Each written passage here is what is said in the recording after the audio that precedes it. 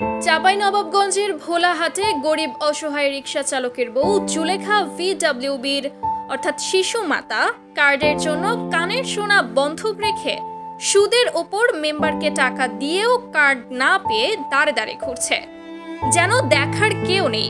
অবশেষে ইউএনও বরাবর লিখিত অভিযোগ করল জুলেখা বেগম।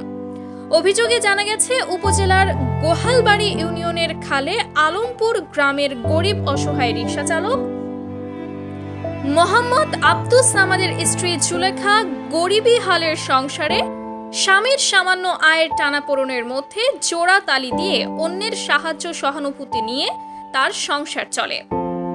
জুলেখা বেগম বলেন, পাড়াপড়শির মুখে শুনে ভিডব্লিউবির 2 বাৎসরিক কার্ডের জন্য তার ওয়ার্ডের মেম্বার আব্দুর রাকিবের শরণাপন্ন হলে 5,500 টাকা দাবি করে। গরিবের সংসারে টাকা পয়সা জোগাড় না থাকায় আমার কানের সোনা বন্ধক রেখে মেম্বারকে টাকা প্রদান করি। জুলেখা আরও বলেন, ভিডব্লিউবি অর্থাৎ শিশুমাতা কার্ড সরকারিভাবে বিতরণ শেষ হলেও আমাকে ডেকে মেম্বার আব্দুর রাকিব বলেন আরও টাকা লাগবে, তা না হলে তোমার কার্ড হবে না বলে আমাকে পাঠিয়ে দেন। আমি কার্ড না পেয়ে দাঁড়ে দাঁড়ে ঘুরছি। মেম্বার আমাকে কার্ড না দিলে টাকা ফেরত চাইলে আমার 5,500 টাকাও দেয়নি। উপায়ন্তর না পেয়ে গত 12 আগস্ট 2025 তারিখে ইউএনও বরাবর লিখিত অভিযোগ করেছি। জুলেখা বেগম এই প্রতিবেদককে কান্নাজড়িত কণ্ঠে জানান, গরিবের সংসার আমার, নুন আনতে পান্তা ফুরায় হামাঘেরে।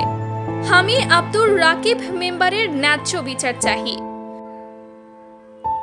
আপনারা 10 ভাই আমার গরিব অসহায় পরিবারের জন্য ভালো কিছু করলে আল্লাহ আপনাদেরকে ভালো করবে স্যার।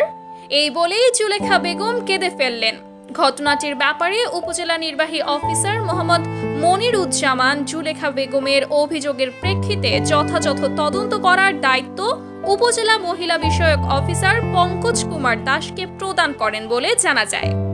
এ ব্যাপারে উপজেলা মহিলা বিষয়ক ও তদন্তের দায়িত্বে নিয়োজিত অফিসার পঙ্কজ কুমার দাসের সাথে যোগাযোগ করা হলে তিনি বলেন, আমি ইউএনও স্যারের ওয়ার্ডে মূল ঘটনাটি তদন্ত করছি এবং তা প্রক্রিয়াধীন রয়েছে।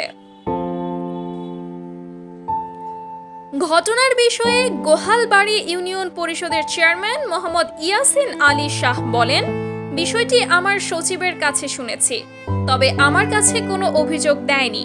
তবে একজন গরিব অসহায় রিকশা চালকের বউয়ের কথা শুনে চেয়ারম্যান দুঃখ প্রকাশ করে আরও বলেন, এই ধরনের মেয়ের কার্ডটা করা প্রয়োজন ছিল।